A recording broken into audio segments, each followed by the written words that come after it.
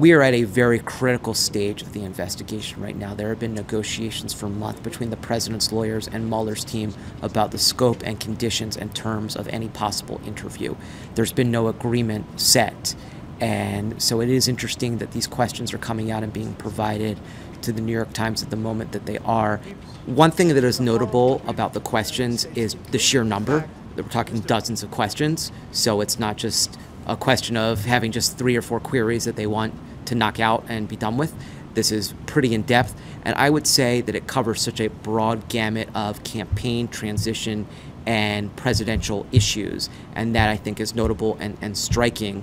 One thing that is not surprising is that most of the questioning seems to be dedicated to the question of, did the president obstruct justice when he fired Director Comey, when he sought to pressure Jeff Sessions, his attorney general, not to recuse? So we do see a lot of focus on obstruction, but there's clearly still an interest from the president, from Mueller, in trying to understand what the president knew about any sort of contacts anyone in his campaign was having with Russia. We are in sort of uncharted territories, but there's nothing that precludes or is extraordinary about a government investigator telling a potential subject, here's the evidence and information we've gleaned.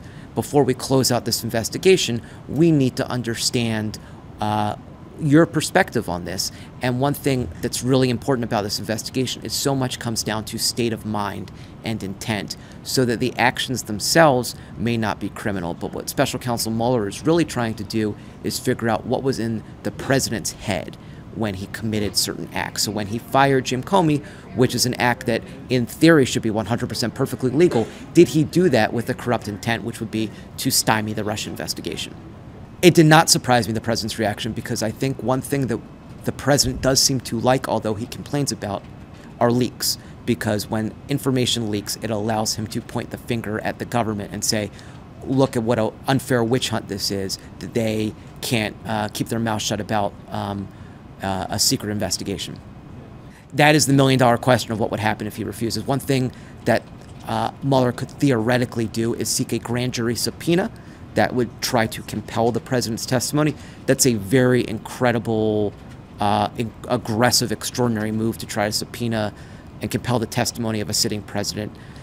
I think it will really depend on how much Mueller really feels he needs these statements. It is possible he could say, you know what, I have a lot of information without your statements, and I'm ready to move forward whether you speak to me or not.